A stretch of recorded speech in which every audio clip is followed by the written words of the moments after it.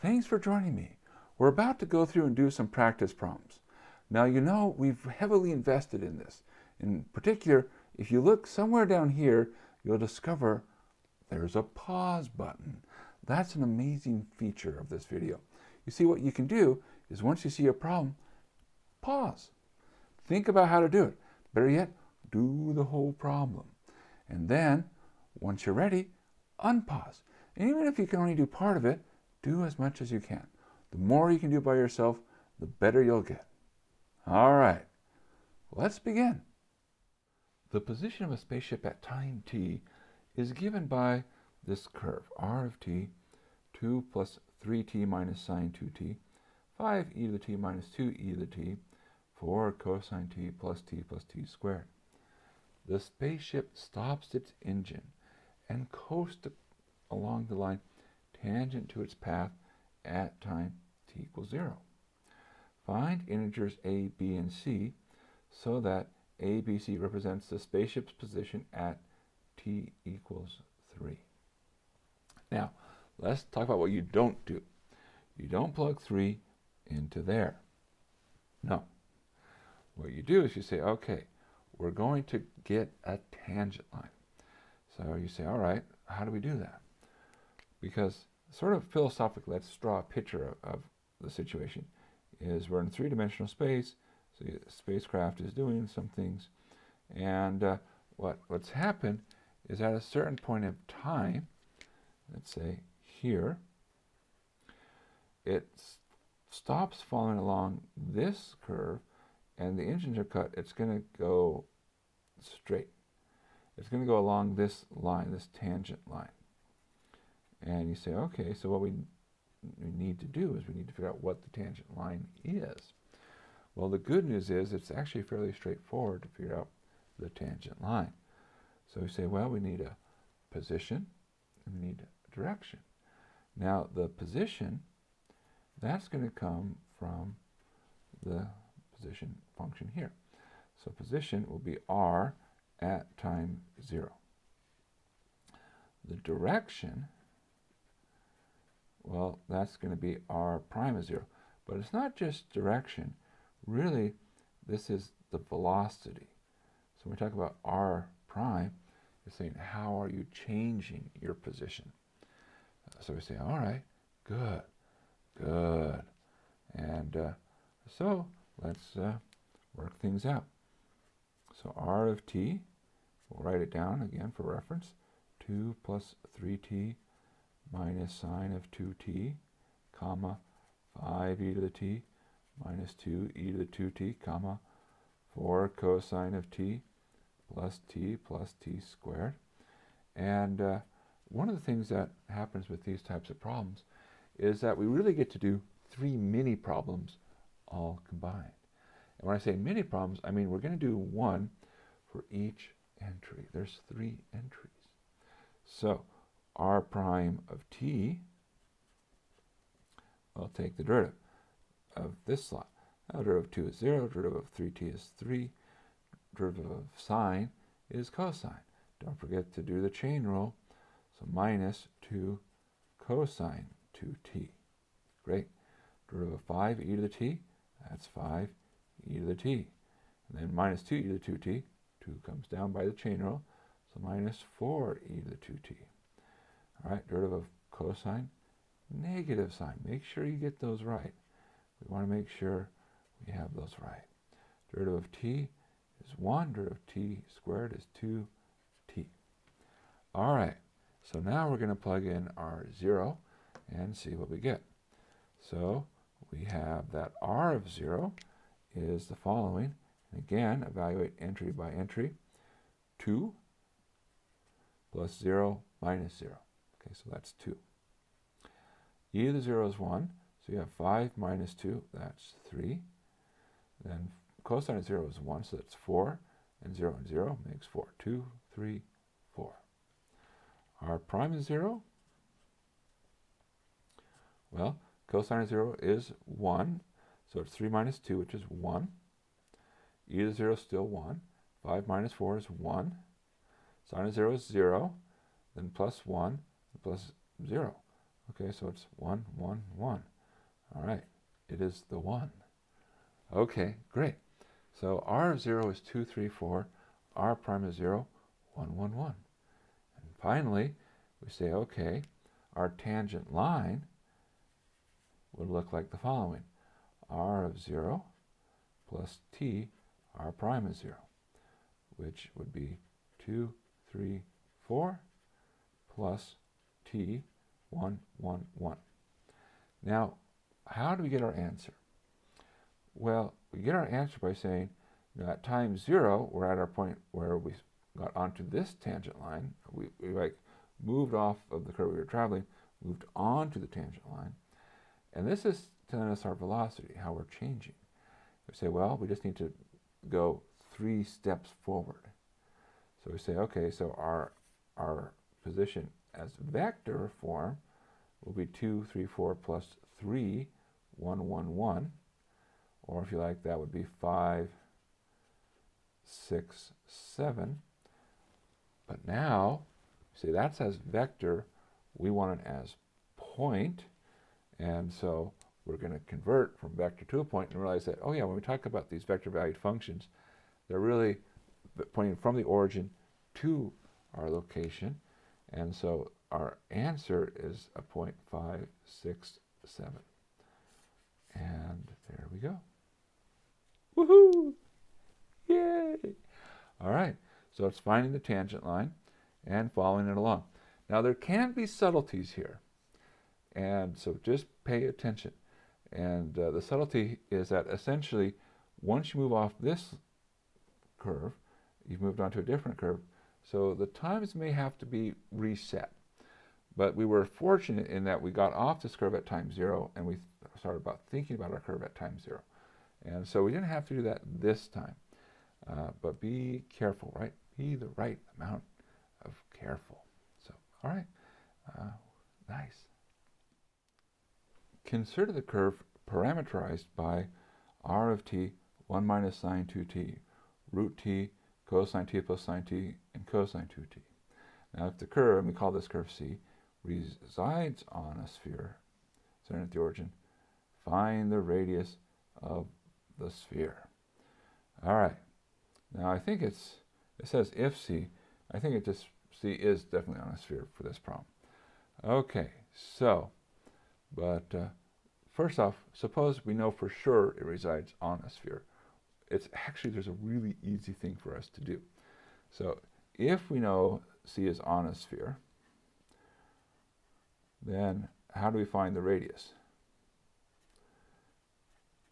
Well, the simple thing to do is to say, oh, just plug in a point, let's say r of 0, and what would that be? Well, it'd be 1, comma, square root of 2, because cosine of 0 is 1, sine of 0 is 1, and comma 1.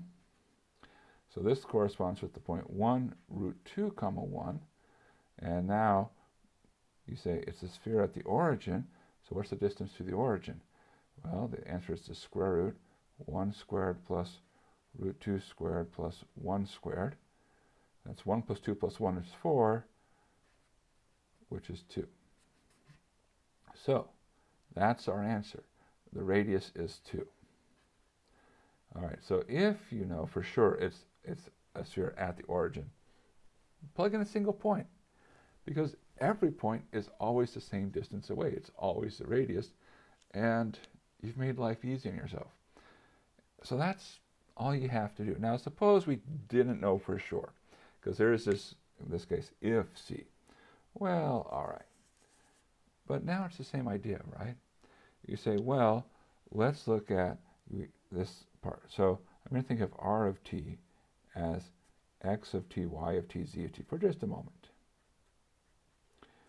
And let's look at x of t squared plus y of t squared plus z of t squared. And what do we get?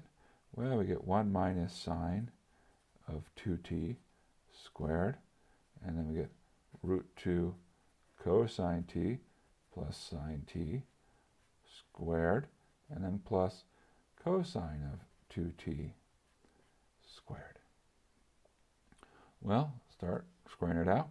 1 minus 2 sine of 2t plus sine squared of 2t plus, I'll put 2 times cosine squared plus 2 cosine t sine t plus sine squared, and then plus cosine squared t. All right, now notice that we can do a couple of things here. We have a sine squared 2t and a cosine squared 2t.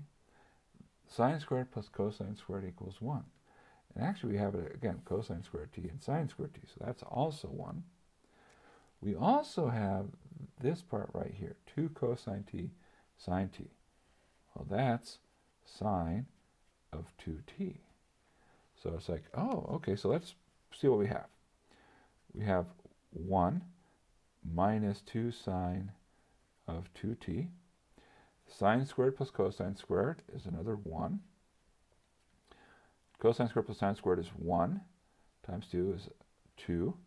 And then this part is sine of 2t, and then, so there's a plus 2 sine 2t. And now we're like, oh, well, these parts, minus 2 sine 2t plus 2 sine 2t, cancel. And we get 1 plus 1 plus 2, which is 4. So now keep in mind, that's x squared plus y squared plus z squared equals 4.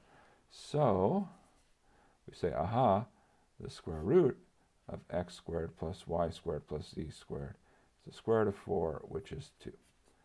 So if you're doing it for the entire curve, this is what you do.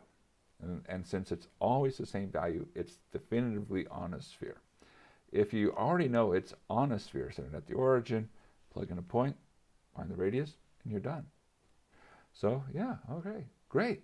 Nice!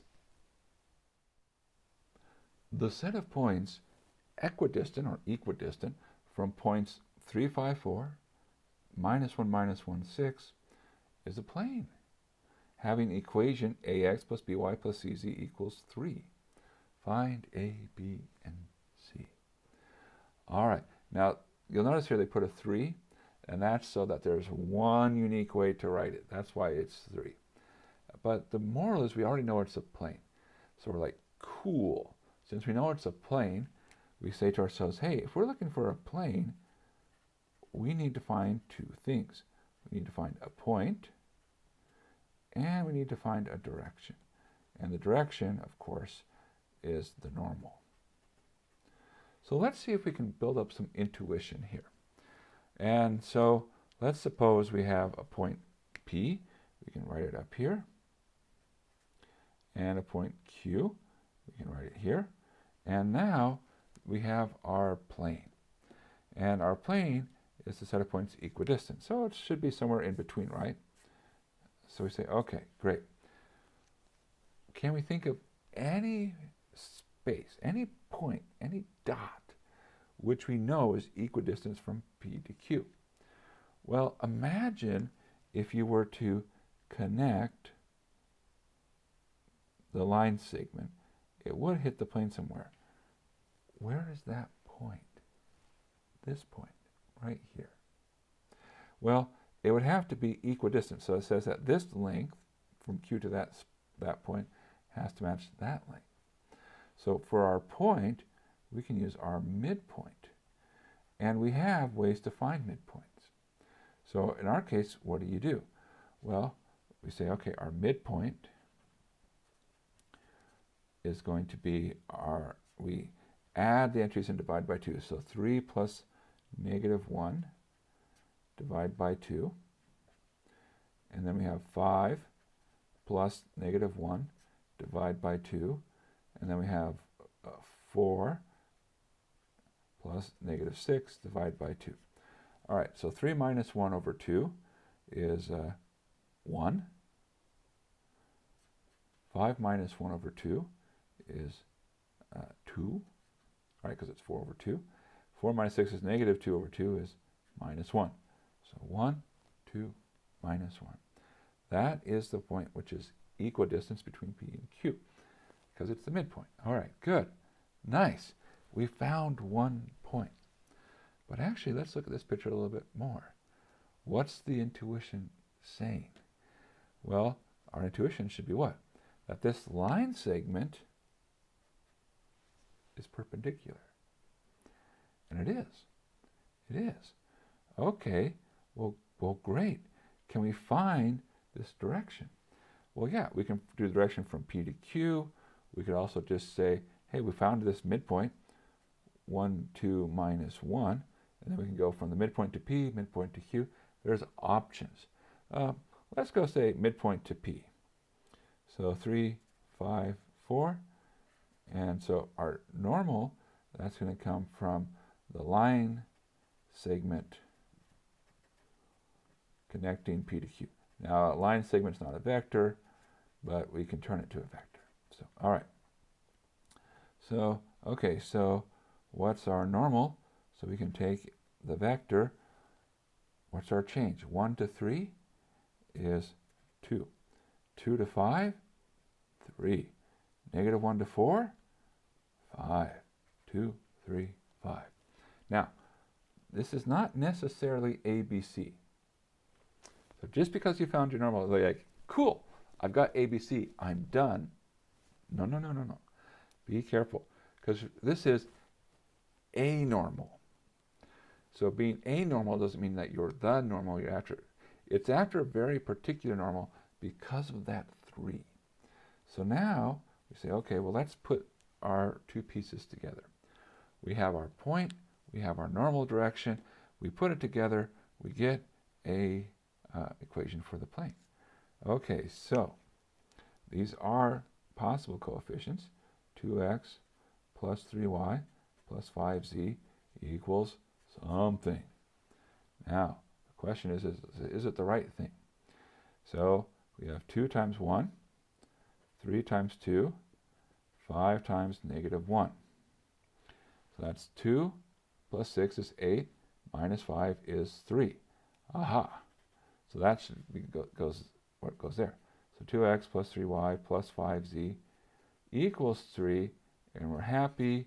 That's exactly what we want. So we come to the conclusion A equals 2, B equals 3, C equals 5. So we were right that time. But let me point out that we may not have been so lucky.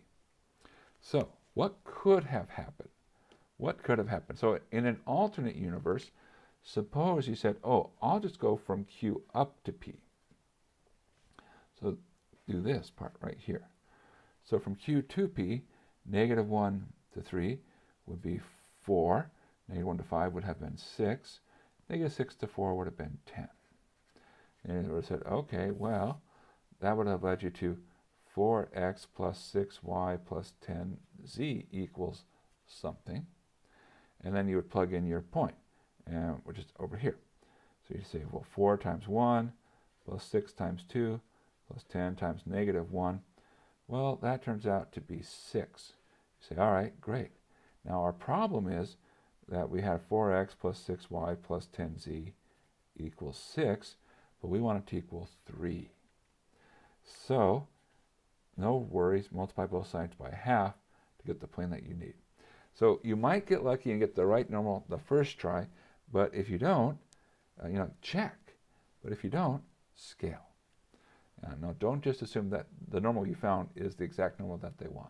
You always need to double check, because we're after all the points, right? Got to get them all. Got to get them all. Give the Cartesian equation for rho squared equals minus 4 secant 2 phi, where pi over 4 is less than phi less than 3 pi over 4. Now, this right here is so that secant of 2 phi is negative, so that you have a negative times negative is positive. So you actually have something that makes sense. So that's why they add this restriction here. Okay, and identify which quadric surface is given by the equation. All right, cool. So let's start. Well, let's start with secant. Now, secant doesn't seem very convenient. Usually it's cosines and sines. So we say, oh, well, actually secant is related to cosine. So this is the same as rho squared. It's equal to minus 4 over cosine of 2 phi. All right. Sure, that's true. Why not? And let's multiply.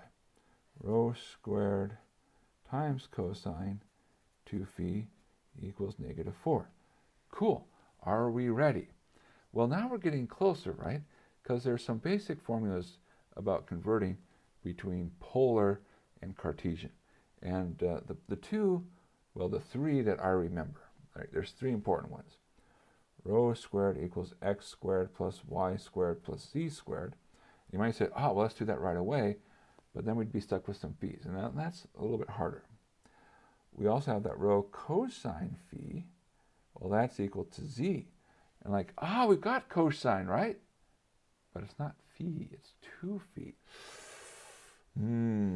All right, what about rho sine phi? Well, that's equal to r. So these are the sort of the three go-tos.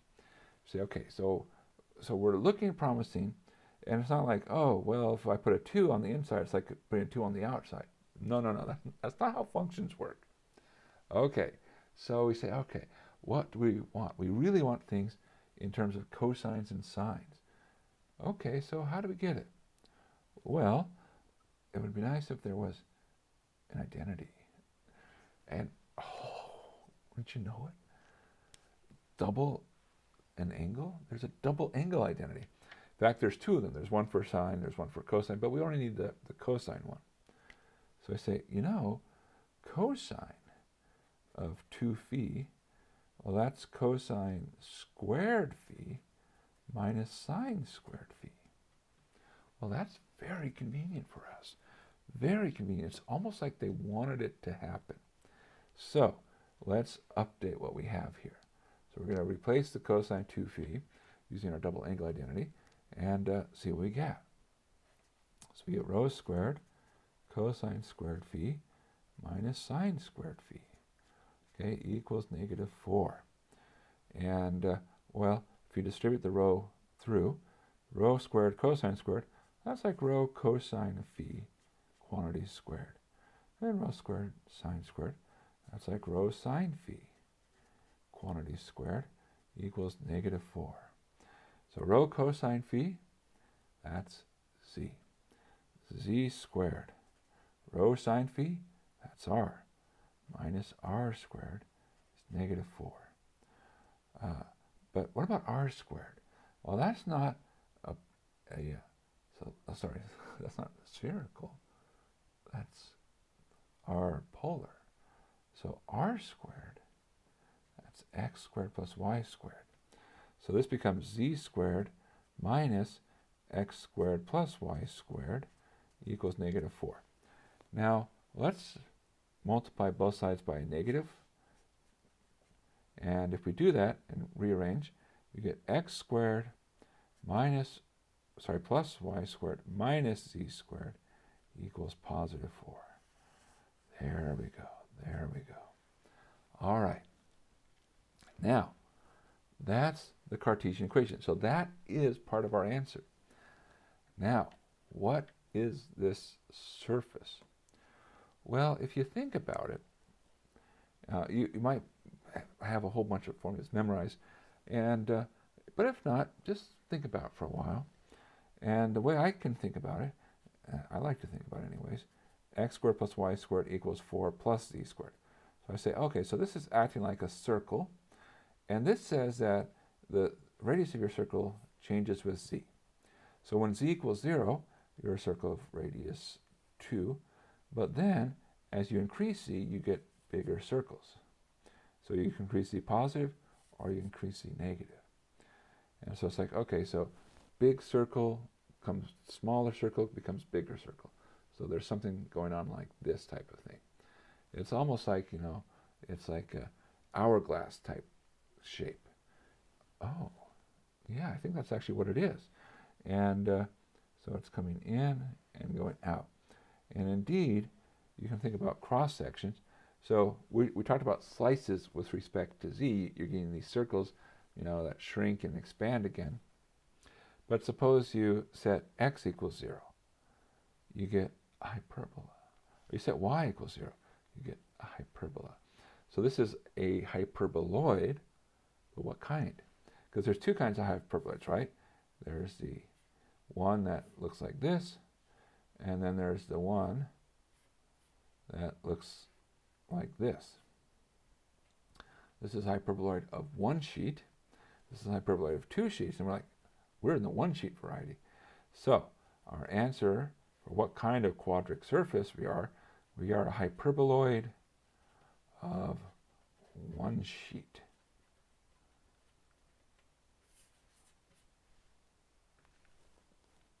And there we go. That's it. Nice. Woohoo! The surface given by z equals 2r squared is a quadric surface. Convert the equation given in cylindrical coordinates to an equation in Cartesian coordinates. Now we already could tell there were cylindrical coordinates because we saw both z and r. And identify which quadric surface is given by the equation. All right, well, so we have to do a conversion. And we say, well, what do we have? Well, when it comes to converting, there's basically, it's the polar conversions, right? Because cylindrical coordinates, polar plus z. So r squared is x squared plus y squared.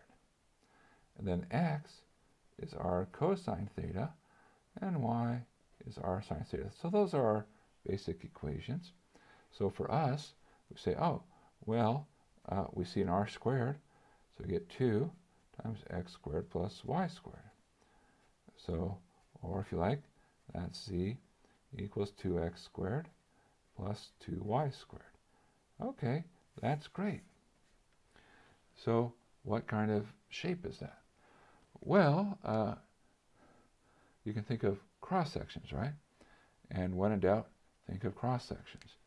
So in our case, let's look at a cross section where we set x equals 0.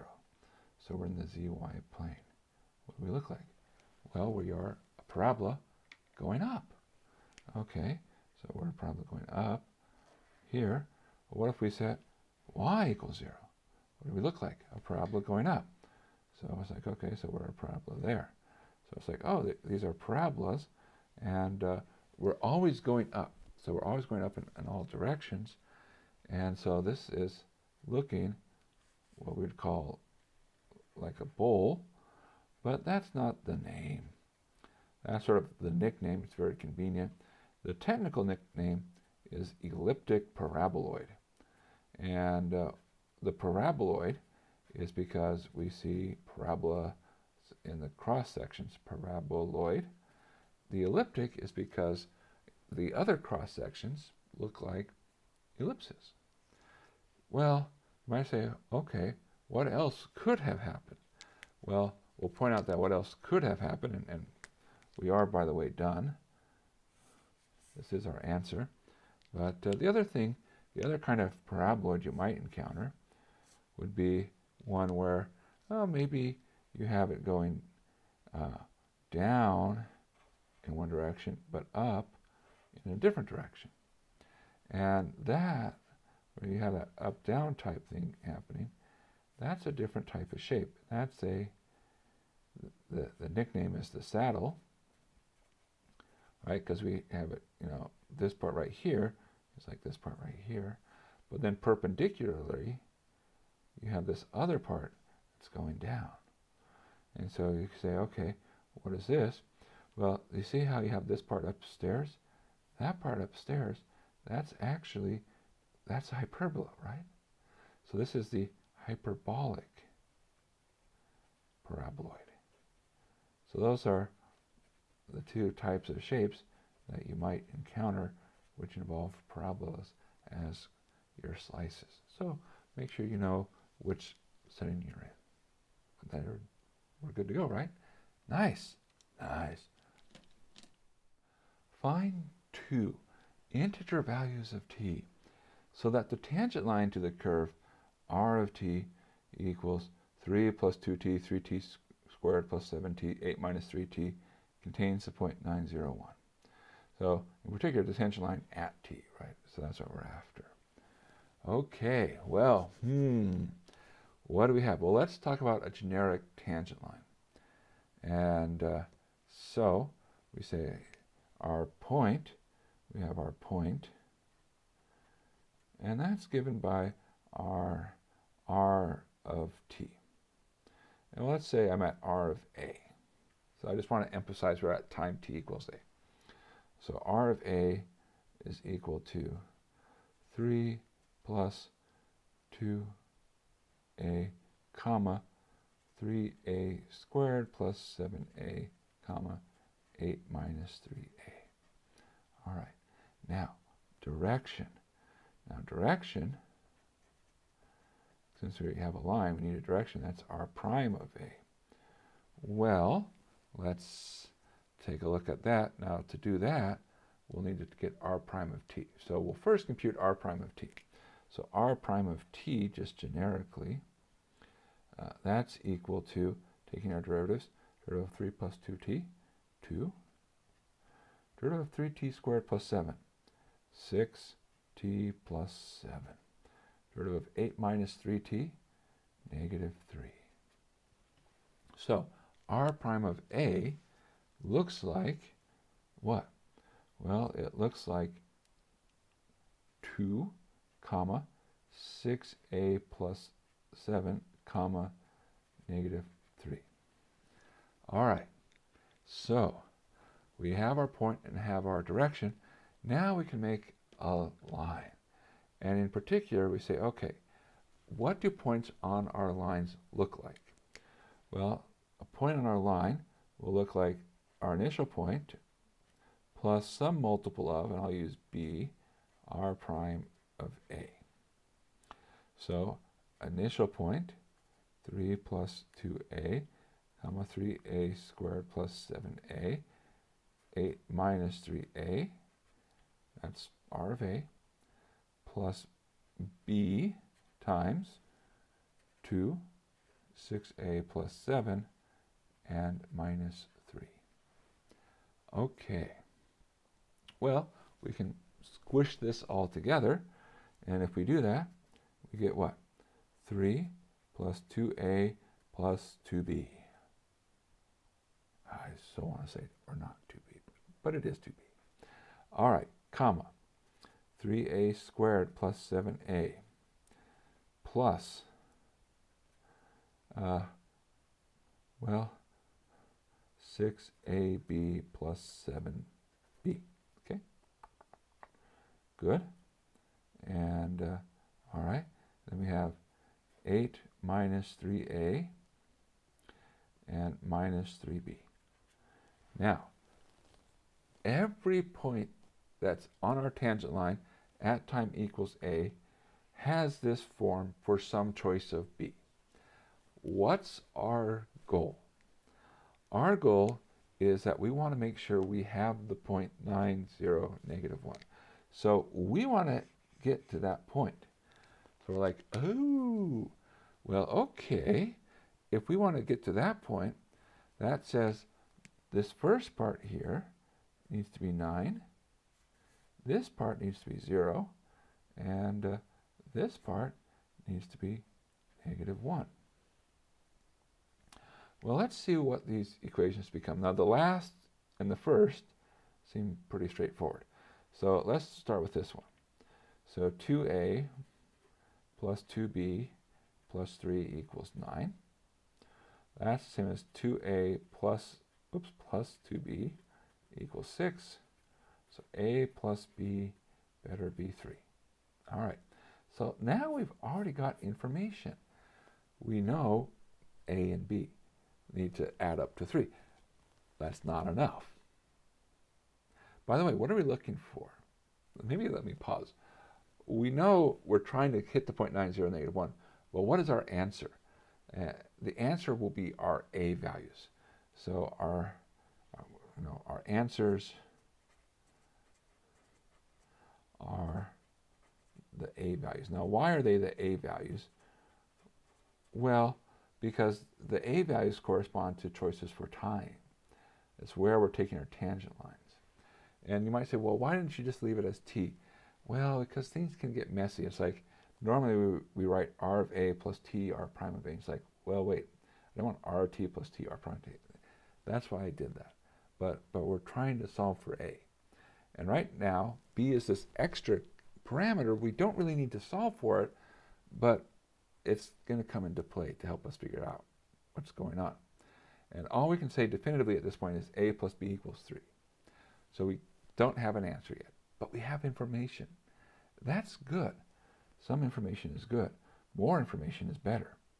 So how about this equation? 8 minus 3a minus 3b equals minus 1. Well, we can move things around. This will become 3a plus 3b equals 9, and that gives us a plus b equals 3. Nice! Now we have two equations. Oh wait, actually we don't have two equations, we have one equation. But the good news is it's the same equation, they're consistent. Because if we had like a plus b needs to equal 3 and a plus b needs to equal 11, we're like, okay, game's over, man. Can't do anything. But we don't have that. All right, well that's good.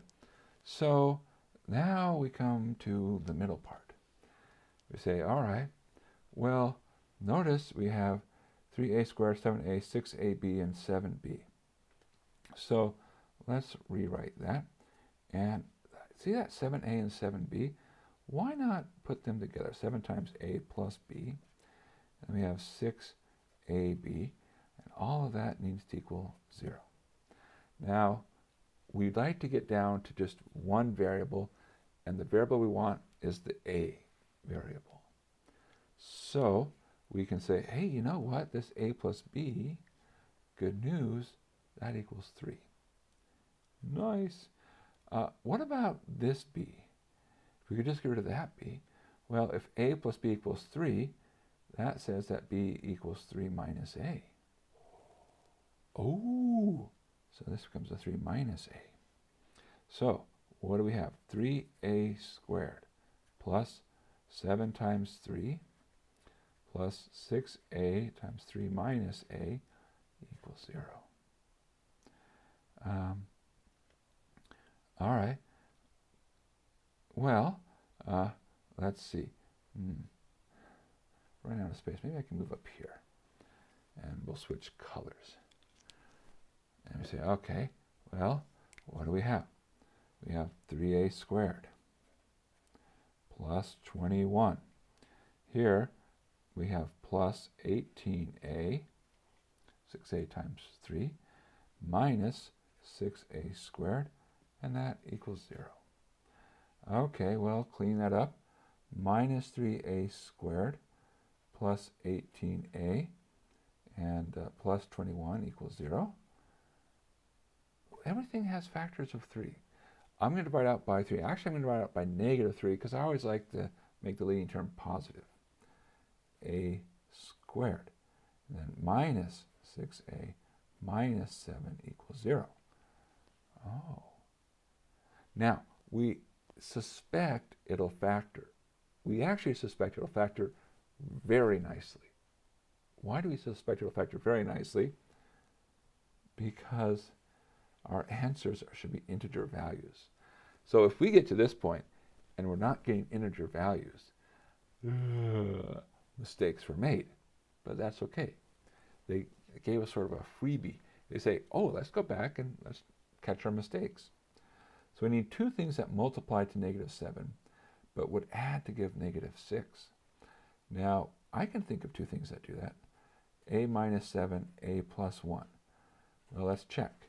A squared, that's good. Plus a minus 7a, that is negative 6a, and minus 7. So that leads us to what? That leads us to a equals either 7 or negative 1. And those are the times, our values for a, so that the tangent line at a will hit the desired point. So our final answer is 7, comma, negative 1. Woohoo! Yes! Find the distance d between the parallel lines. All right, line 1, that's the L1. X is 3 plus 2t, y is 5 minus 3t, z is 4 plus 6t. And line 2, x is 7 plus 2t, y is 2 minus 3t, z is 7 plus 6t. Now, how do we know these are parallel? Well, what you do is you look at the direction vectors. And sometimes when they write it in this form, it's a little bit harder to read off. 2 minus 3, 6. That's the direction vector of the first line. And you say, okay, what's the direction vector of the other line? Well, it is 2 minus 3, 6. So the direction vectors are the same. So that means, yeah, yes, they are parallel. They're running sort of side by side. And say, all right, well, that should make things a little bit simpler, right? So what's the idea? I have two parallel lines, and we want to find the distance between them. Now, what tools do we have? We talked about a formula for finding distance between, say, a point in a plane and a point and a line. But this is a line and a line. But now our great, the answer is any point on this line, so say I pick this point right here, there's this distance. But I could slide, if I pick a different point, it's the same distance. So now, let's just pick a single point off of one line and say, well, what's the distance from this point to that line? So suppose this is our line 1, this is our line 2, and we'll just pick a point. Now we can find the point by looking at these entries here. So we have the point 3, 5, 4. We also have a point on line 2, 7, 2, 7. And we have the direction vector. And I'll switch to a different color. I like colors. These are colorful problems. And our direction vector for this line is the vector 2, negative 3, 6. All right. So what can we do? We start thinking about things. And we say, you know, there's a formula. And if you remember it off the top of your head, cool. And if you don't, let's rederive it really quickly. Let's use our geometrical intuition, which is why a picture is so helpful. It really drives home the geometry. Think about this vector, which connects 2 points, one on one line, one on the other line. Now, it's easy to find such a vector. You just say, well, what's happening? Well, 7 to 3, that says you went down by 4. 2 to 5, you went up by 3. And 7 to 4, you went down by 3. So it's subtract 4, add 3, subtract 3. And now we have two vectors. So two vectors, I can talk about an angle. And so we say, all right, cool. But the other thing that we also have in our picture is that we have a right triangle. And it's this right triangle here. Now, this side, we don't actually know where the vector ends up. It could end up way over here. It could end up short. It could actually be pointing that direction for all we know. But we do know this side because it's determined by vector. So we know the hypotenuse. We're after this opposite side. So we say, oh, well, d, this distance d, that's the length of the hypotenuse. All right, so that's the length of 4, 3, negative 3 times sine of theta. All right, because sine relates opposite hypotenuse. And now we're like, cool. Because what do we have? Well, sine relates to what? It relates to cross product. You say, this is almost like a cross product upstairs because one of our sides is from a vector. So we just need to know the cross product of these two. If we'll do a little side note here. If you took negative 4, 3, negative 3, cross 2, negative 3, 6, and you worked out whatever that was and took the absolute value, well, the theory says, or properties of cross products, if you will, says magnitude of the first, magnitude of the second, and then sine theta. So you're like, oh, there's just this little extra piece here. So you could say, okay, so that's like the magnitude of 4, 3, negative 3. We'll add in that extra little piece, 2, negative 3, positive 6, sine theta. But of course, if we add it in, we have to divide. And now we say, great, this is wonderful. Let's move this down a little bit here, because what do we have? We really have the magnitude of the cross product upstairs.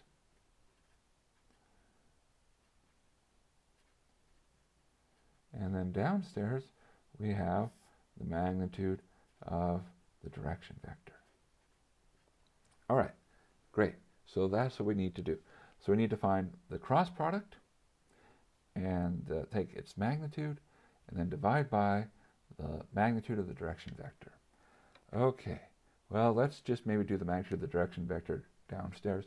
You know, make progress, catch our breath, because that seems to not be too bad. So the magnitude of 2, -3, 6, well, that's the square root of 4, which is 2 squared, plus 9, -3 squared, and 36. Well, if you add those up, 36 plus 4 is 40, square root of 49, which is, oh, that's 7. Hey, nice, cool. Okay, so we're going to get probably a nice answer. Isn't it nice when they give us nice answers? They're so kind. Our teachers, they love us. I hope they love us. We work hard for them. Okay, so let's do our cross product. Now, don't worry about the order. You always get the same magnitude. So if you're like, oh, wait, should I have done this first or that first? It doesn't really matter. Okay, so -4, 3, -3, 2, -3, 6. So our diagonals, I times 3 times 6, 18i. J times -3 times 2, -6j. K times -4 times -3, that's a 12k. Now we start subtracting. 2 times 3 times k, that's 6k, but we subtract. -3 times -3 times I, that's 9i, but we subtract. 6 times -4 times j, that's -24j, but we subtract. So that minus makes a plus 24j. And all right, let's see, what do we have? We have 9, and then 18, and then 6. 9, 18, 6. All right. Now, I want to point something out here. They're all sharing a common factor. All share a factor of 3. Can we use that to our advantage? Yes. Yes. Should we use it to our advantage? Absolutely. Yes. Yes, we should. Yes, we should. So how do we turn this to our advantage? Well, you can factor a 3 out. So that's 3, and then you'd have 3, 6, 2. Okay, now let's check our work. So the factor 3 is just a scaling factor. It is important for magnitude, but I want to check our work. So I'm going to check direction by doing cross products. So -12 plus 18 minus 6, 0. Good. So I just need to do this piece here. 6 minus 18 plus 12 is also 0. All right.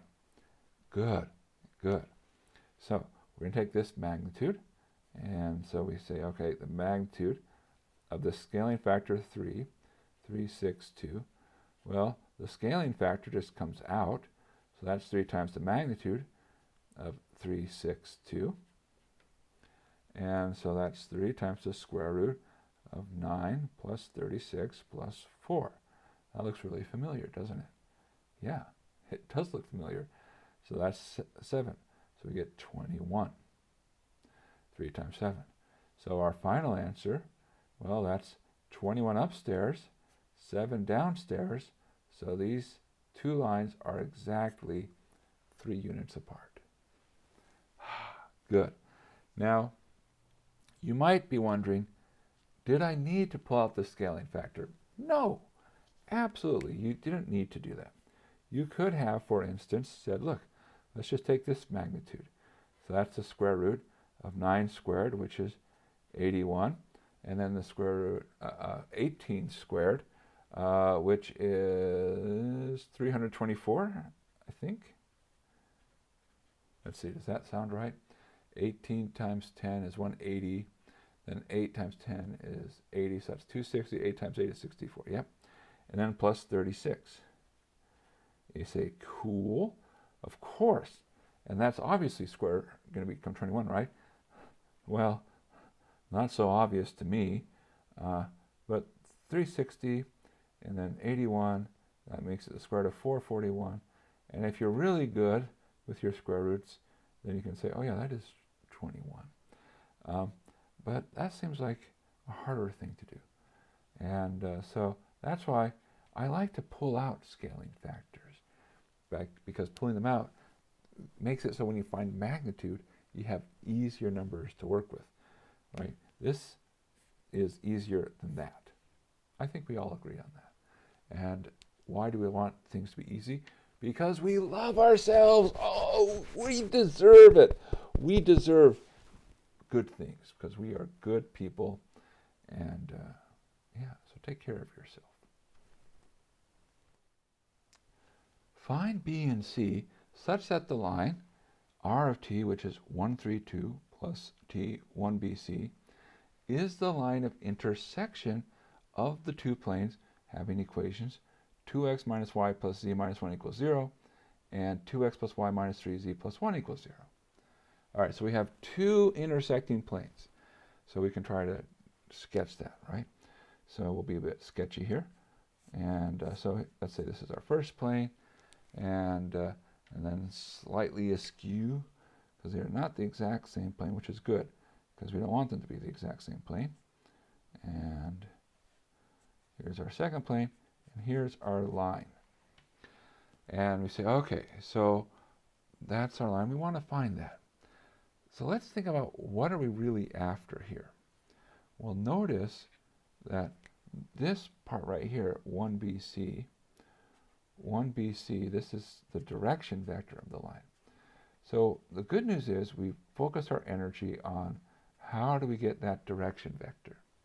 The reason they put a 1 here is so that there's a unique answer for B and C. This makes it easy for the grader to check. They just check B and C. Yep, okay, good, done. They don't have to think like, okay, does this work? Because you have to be careful if you just say, you know, generic, right? Because you could scale. They're not, direction vectors are not unique. So what's the geometry telling us? Well, the line is in each plane. In particular, notice that the line is in this first plane. Well, if you think about the normal vector for that first plane, that normal vector has to be perpendicular to the line. So the normal vector for the first plane is perpendicular to that line. But the line is also in the second plane. So if you think about the normal vector for the second plane, it's also going to be perpendicular to that line. So our direction vector is perpendicular to both the normals. Well, we can read off our normals by reading off our coefficients. So it has to be perpendicular to 2, minus 1, positive 1, and, right, that's the normal for our first plane, 2, 1, negative 3. Great. So we now are asked to find a vector perpendicular to two other vectors. This is great. We are in an ideal, happy state because we have tools. And our tool is the cross product. So we say, okay, good, cross product. So 2, negative 1, positive 1, cross 2, 1, negative 3. We are going to set up I, J, K, 2, negative 1, 1, 2, 1, negative 3. And let's start working it out. I times minus 1 times minus 3, 3i. J times 1 times 2, 2j. K times 2 times 1, 2k. Now we go the other direction. And remember, when we go the other direction, we have to subtract. And, all right, 2 times minus 1 times k, that's minus 2k, but we're subtracting minus 2k. So we'll emphasize this minus 2k. 1 times I is I, but we're subtracting I. And then we have minus 3 times 2 times j, that's minus 6j, but we're subtracting it. And so we're going to subtract minus 6j. Well, all right, what does that give us?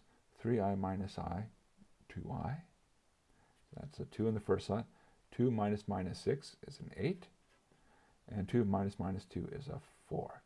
2, 8, 4, which we're looking for there to be a 1 there. So say, hey, they all have a factor of 2. Let's pull out any common factor, right? So you can always scale. So we can always scale so this is the right number that we need. So the idea here is focus on scaling. Now, can we check our work? Well, let's do our orthogonality test. 2 and minus 8 plus 2. Oh, sorry, 2. Why did I say minus 8? 2, right? Minus 4 plus 2, 0. 2 plus 4, 6 minus 6, 0. Good. And we already have the first entry is a 1, so we get to the conclusion that our direction vector is the direction 1, 4, 2. And, but to be very clear, just because we don't want to make any mistakes, we'll explicitly state they asked for B and C. So B needs to be 4 and C needs to be 2. And we're done. We found B and C. Woo! Yeah! And you might say, hold on a second. There were things we didn't use, right? Yeah, there were things we didn't use. We didn't use this part. Did we need it? No, we didn't need it. Now you might say, does that play anything into the solving the problem? Well, not really. I mean, we could say, does that point lie on the line? Well, in other words, does it lie in both planes? And you can plug in 2 minus 3 plus 2 minus 1 is indeed 0. 2 plus 3 minus 6 plus 1 is also 0. But this was unneeded information, because really we were all about the direction of the line, and we didn't need to know where the point on the line was. So, and it happens sometimes we don't use everything, but that's okay. It's all right. Cool. A plane with the equation ax plus y plus cz equals 4 is tangent to the curve r of t equals t plus 2, 2t squared minus t, t cubed minus t plus 3 at time t equals 1. And we're asked to find a and c. Okay, so notice a couple of things. One, we're asked to find a and c. Okay, so that means we need to have two things.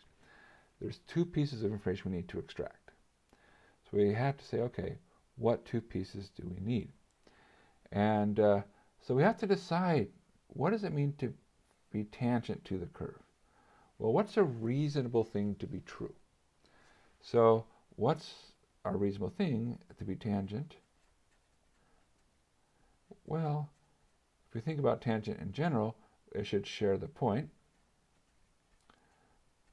And so in other words, when you plug 1 in, that should be a point on the plane. So r of 1, that's a point on plane. It should also share a direction. So in other words, the direction of the tangent line should be in the plane. Well, how do you know if the direction is in the plane? First off, what is the direction? It's r prime of 1. How do you know if it's in the plane? Well, the direction is in the plane if it's perpendicular to your normal. So here are our two relationships that we need. And that's good. We want two relationships. So we say, all right, well, let's make progress. And we'll pick one of these. Maybe we'll start with r of 1. So for reference, let's write down r of t. We have t plus 2, 2t squared minus t, t cubed minus t plus 3. And so r of 1 would be 1 plus 2 is 3. 2 minus 1, 1. 1 minus 1 plus 3 is 3. 3, 1, 3. All right. So that needs to be a point on the plane, which means when we plug in x equals 3, y equals 1, z equals 3, it has to satisfy that. Well, that tells us something. It tells us that 3a plus 1 plus 3c has to equal 4. Or if you like, that says, oh, 3a plus 3c has to equal 3, right? We subtract. Or a plus c has to equal 1, because you can divide by 3. Okay, so now we have a relationship, one relationship. We need a second, but that's okay. We still have more work to do. Now let's talk about r prime. So we take our derivative. Well, the first entry will be 1. Then we'll get 4t minus 1, 3t squared minus 1. R prime of 1 is 1. 4 minus 1, 3. And then 3 minus 1, 2. 1, 3, 2. Now remember, that has to be perpendicular to the normal. Well, what is the normal? So the normal vector, we read off the coefficients. A, 1, C. A, 1, C. So we're going to take our dot product. A plus 3 plus 2c has to equal 0. So this is saying r prime of 1 dot n equals 0. All right. Or if you like, that says what? A plus 2c better be negative 3. So, great. We now have two equations. They're very nice, nothing too extravagant, and so we just have to solve. So, writing them down one more time, we have our a plus 2c equals negative 3, and our a plus c equals 1. We can subtract to cancel some a's. 2c subtract c will give us c. Minus c subtract 1 is minus 4. A minus 4 equals 1. And now you can add, and you get that a is equal to 5. And so our final answer, a equals 5, c equals negative 4. And we got our answer. Nice. Good. So part of this was thinking about what were we after. We know we were after two pieces of information because we had two things to solve for. And so we said, well, think about tangency. What does tangency involve? Should share a point, should share a direction. That's what we think of in tangency. You have commonality. And we say, okay, well, what does it mean to share a point? Well, it means you have to be on the plane. What does it mean to share a direction? Oh, that direction has to be in the plane, so it's perpendicular. And then follow what that implies. And then we get our final answer. And life is wonderful. Life is great. All right. Good. Good. Find the point on the plane, 2x plus 3y minus e equals negative 5, closest to the point 170. All right. So, now let's think of our picture here. We have a plane, and so we can write down our plane, 2x plus 3y minus z equals negative 5. And I'm not worried about being, exactly correct, and almost certainly that's not what the plane looks like, but I know it's a flat thing. And we have this point here, 170. Now, we are trying not to find the distance, we're after a point. So, let's think about the idea. Let's suppose we had the point. It's one of those things hypothetically. It's like, what if I already had the point? What would be going on? And then what does that tell me I need to be looking for? So the nice thing is you can think about the nearest point would be down here somewhere. And when you think about nearby or close, one thing that plays a big role is perpendicular. So if you were to actually drop straight down to this nearest point, whatever it is, you would be perpendicular there. And this should be the great, oh, I'm being perpendicular to the plane. Once you have perpendicularness, you start thinking normal. And we can read off the normal. That's 2, 3, negative 1. So this direction is some multiple of 2, 3, negative 1. Now, how do we exploit that? Well, what we say is, if I have 2 points, then what can we do? 2 points makes a line. So let's make a line.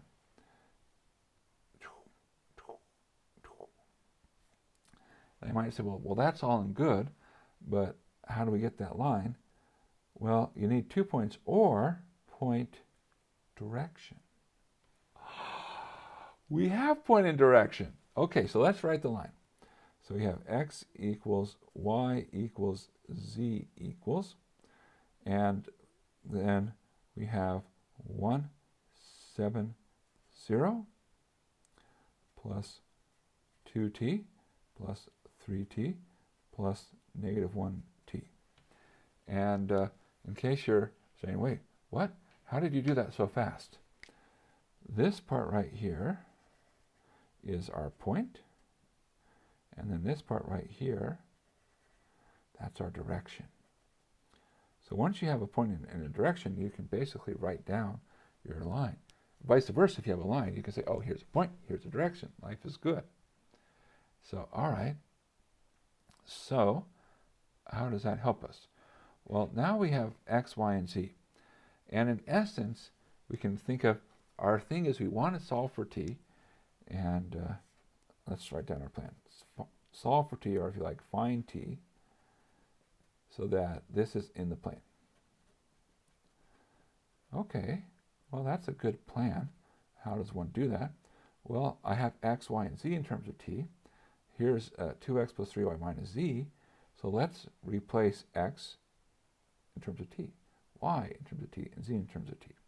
So 2 times x, 1 plus 2t, plus 3 times y, 7 plus 3t, minus z, well, 0 minus t is minus t, has to equal negative 5. Okay? And we're really close. We just have to solve for t. Well, all right, let's start figuring that out. So we have 2 plus 4 times t plus 21 plus 9 times t plus t equals negative 5. Well, 4 plus 9 plus 1, that's 14. 2 and 21 is 23. Subtract, and that would be negative 5. Subtract 23 is negative 28. Or t should be negative 2. So which means plug in the right values for t. So x should be 1 plus 2 times negative 2. Y should be 7 plus 3 times negative 2. And z should be 0 minus negative 2. Well, 1 minus 4 gives negative 3. 7 minus 6 gives 1. Minus minus 2 makes plus 2. And so our answer, our nearest point that's on the plane, is negative 3, 1, 2. And that's it. We found it, right? So in some sense, you're like, whoa, there wasn't very much work here. You didn't take any cross products. You didn't find, magnitude of things. What did you do? We did geometry, right? That's the thing about this class. It's the geometry class. So we thought about what's the situation. We said, oh, there's a plane, there's a point. What does it mean to be closest?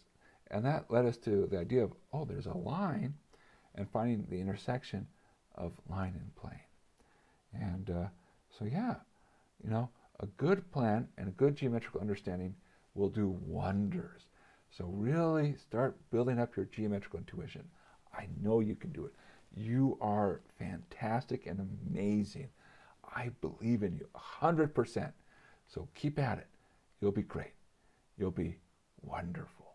All right.